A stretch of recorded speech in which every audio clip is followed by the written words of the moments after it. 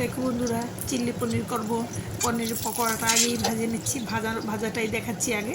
আর দেখো একটু পাতলা হয়ে গেছে আমার। ডিম, ময়দা, কর্নফ্লাওয়ার আর একটু সয়া সস, চিলি সস, একটু নুন দিয়েছি। এইদিকে ক্যাপসিকাম কুচি হয়ে গেছে, এদিকে পেঁয়াজ কুচি হয়ে গেছে, একটা টমেটো দেখালাম, টমেটোটাও দেবো।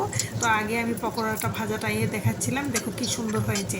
তো আমি পনিরটাকে একদম একই রকম সাইজে কাটতে পারিনি, তোমরা সুন্দর একটাই সাইজে কাটবে, দেখতে সুন্দর হয়। তবে দেখতে কি পকোড়াটা বানানোর পরে তার এতটা বোঝা যায় না।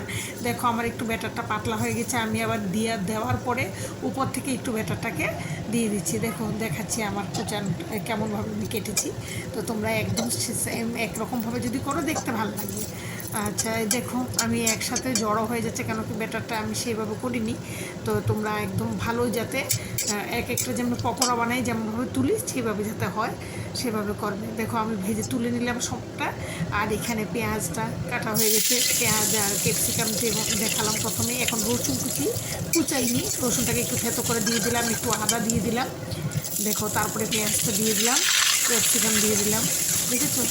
এবার আমি ওইটাতে সাধারণভাবে কেউ হলুদ দেয় না, আমি একটু হলুদ দিয়েছি আমার পছন্দ হয় বলে। তোমরা না দিলে না দেবে, তোমরা যাদের পছন্দ ওরা দেবে, যাদের না পছন্দ দেবে না। আমি একটু নুন দিয়ে দিলাম, নাড়িয়ে ঢাকা দিয়ে দিয়েছি।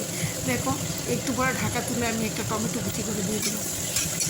দেখো নাড়িয়ে চাড়িয়ে আবার একটু ঢেকে রেখে তারপরে আমি ওটাতে আমি কী কী মেলাচ্ছি দেখাবো। দেখো একটু ভালোই যখন একটু সেদ্ধ হয়ে যাবে, ভাজা হয়ে যাবে, তখন দেখলে সয়া সস দিলাম, এবার টমেটো সস দিলাম, এবার একটু লেবুর রস, কারো ভিনেগার থাকলে ভিনেগার দিয়ে দেবে। আমি কিন্তু কিছু পেঁয়াজ কলি ছিল ওটাও দিয়েছি বন্ধুরা, তোমরা দেখতে পাচ্ছ। দেখো কটা পেঁয়াজ কলি ওখানে দিয়েছি, হয়ে গেছে আমার। তারপরে আমি যেই বাটিটাতে আমি ব্যাটারটা করেছিলাম সেই বাটিতে কর্নফ্লাওয়ার নিয়ে জল নিয়ে গুলে আমি আমার আন্দাজ মতো আমি ঢেলে নিয়েছি। এবার একটু ঢাকা দিয়ে দিলাম, ঢাকাটা তুললাম, এখনও ভালোভাবে ফুটে উঠেনি। এইবার আমি পনিরটাকে বানালাম যেটা পকোড়া, ওটাকে আমি দিয়ে দিচ্ছি। দেখো দেখেছো, বানানোর পরে অতটা বোঝা যায় না। এবার দিয়ে দিলাম, দেখুন দেওয়ার পরে ঢাকা দিয়ে দিয়েছি। এবার তুললাম, এটা ঘনত্বটা চলে আসবে যখন ঠান্ডা হয়ে যাবে। এবার ধনে পাতা দিয়ে আমি নামাচ্ছি। কেউ গরম মশলা থাকলে একটু গরম মশলা দেবে, তোমাদের যাদের পছন্দ ওরা দেবে।